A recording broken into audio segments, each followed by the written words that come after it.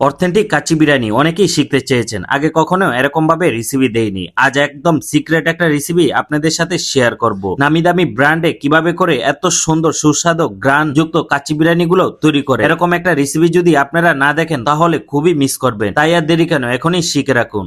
প্রথমে আমার এখানে বড় বড় সাইজের আলু কেটে ভালো করে ওয়াশ করে নিয়েছি, তারপরে একটু ফুড কালার দিয়ে লবণ দিয়ে ভালো করে মাখিয়ে নিয়েছি। তারপরে আমার এখানে 4 কেজির মতো বাসমতি চাল ধুয়ে ভিজিয়ে রেখেছি। আমার এখানে 5 কেজির মতো খাসির মাংস আছে। 1 কেজিতে 15 থেকে 16 পিস করে কেটে নেওয়া, আপনারা চাইলে বড় পিসও করে নিতে পারেন। তারপরে আলুটা খুবই সুন্দর করে আমি ফ্রাই করে নিয়েছি। এখন একটা হাঁড়ির ভিতরে মশলা দিয়ে দিব। ফার্স্টে এখানে 1 কেজির মতো টক দই দিয়ে দিলাম।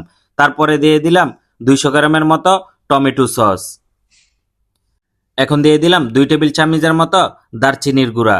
তারপরে দিয়ে দিলাম 1 টেবিল চামচের মতো এলাচ গুঁড়া। এখন দিয়ে দিলাম 1 টেবিল চামচের মতো হোয়াইট পেপার।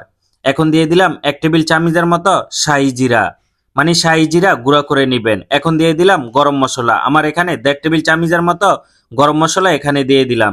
তারপরে দিয়ে দিব আস্তা মশলা। ফার্স্টে দিয়ে দিলাম এলাচ, তারপরে দিয়ে দিলাম লং, এখন দিয়ে দিলাম শাহি জিরা, তারপরে দিয়ে দিলাম দারচিনি,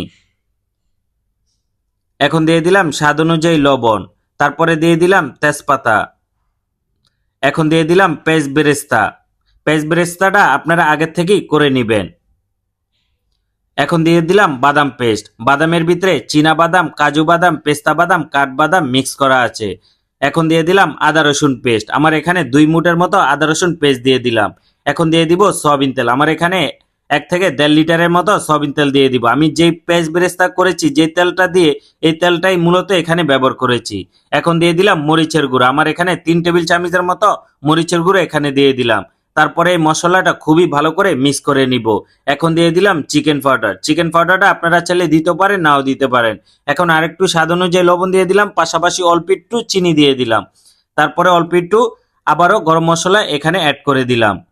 তারপরে মশলাটা ভালো করে মিক্স করে এখানে মাংসটা দিয়ে দিলাম। মাংসটা দেওয়ার পরে মশলার সাথে মাংসটা ভালো করে মিক্স করে নিব। এখন একটা কড়াইয়ের ভিতরে এখানে 1.5 লিটারের মতো পানি দিয়ে দিলাম। তারপরে এখানে গুঁড়া দুধ দিয়ে দিলাম প্রায় 200 গ্রামের মতো। তারপরে দিয়ে দিলাম এখানে ঘিটা অবশ্যই বেশি দিবেন। এখন দিয়ে দিলাম কেওড়া জল, তারপরে স্বাদ অনুযায়ী লবণ দিয়ে এই দুধটা ভালো করে মিক্স করে নিয়েছি। এখন একটা বলের ভিতরে আবারও গুঁড়া দুধ নিয়ে নিলাম। তারপরে এখানে পেঁয়াজ দিয়ে দিলাম, পেঁয়াজ বেরেস্তা আর কি। তারপরে কিশমিশ দিয়ে দিলাম, আলু বাকরা দিয়ে ভালো করে মিক্স করে নিয়েছি। এখন মাংসের উপরে আলু ফ্রাইটা এখানে দিয়ে দিলাম, দেওয়ার পরে উপরে দিয়ে কাঁচামরিচ দিয়ে দিলাম। তারপরে যে মিশ্রণটা তৈরি করেছি মিশ্রণটা উপরে দিয়ে দিলাম। এখন একটা হাঁড়ির ভিতরে পানি বলক আসার পরে এখানে শাহি জিরা দিয়ে দিলাম, এলাচ দিয়ে দিলাম, দারচিনি দিয়ে দিলাম, তেজপাতা দিয়ে দিব। তারপরে এখানে রাইসটা দিয়ে দিলাম। যে রাইসটা ভিজিয়ে রেখেছিলাম, রাইসটা মিনিমাম আপনারা 1.5 থেকে 2 ঘন্টা মতো ভিজিয়ে রাখবেন। তারপরে এখানে লবণ দিয়ে দিলাম, লবণের পরিমাণ অবশ্যই বেশি দিবেন, যেরকম নুনতা নুনতা হয় এভাবে লবণ দিয়ে দিলাম। আমি অল্প একটু কয়লা ধরে তারপরে একটু ঘি দিয়ে দিলাম। তারপরে ঢাকনাটা লাগিয়ে দিয়ে মাংসটা অনেকক্ষণ ধরে রাখবো, যাতে খুবই সুন্দর একটা স্মেল চলে আসে।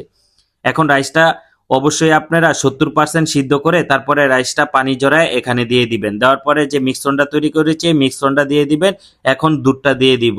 দেখেন আমি দুধটা কিভাবে করে দিয়ে দিচ্ছি, এভাবে করে আপনারা দিয়ে দিবেন। তারপরে অল্প একটু ফুড কালার দিয়ে দিবেন। লাস্টে অবশ্যই ঘি দিয়ে দিবেন। ঘি দিয়ে তারপরে ঢাকনাটা ভালো করে লাগিয়ে তারপরে দম দিয়ে দিবেন। আর অবশ্যই পাশে দিয়ে ডোর দিয়ে তারপরে আপনারা দম দিবেন। ডোরটা আমি তৈরি করেছি হালকা একটু লবণ পানি দিয়ে, তারপরে ডোরটা তৈরি করেছি। আমার কাচ্চিটা দমে রেখেছিলাম প্রায় 1.5 থেকে 2 ঘন্টার মতো। আপনারাও 1.5 থেকে 2 ঘন্টার মতো কাচ্চি দম দিয়ে তারপরে কাচ্চি পাকাবেন।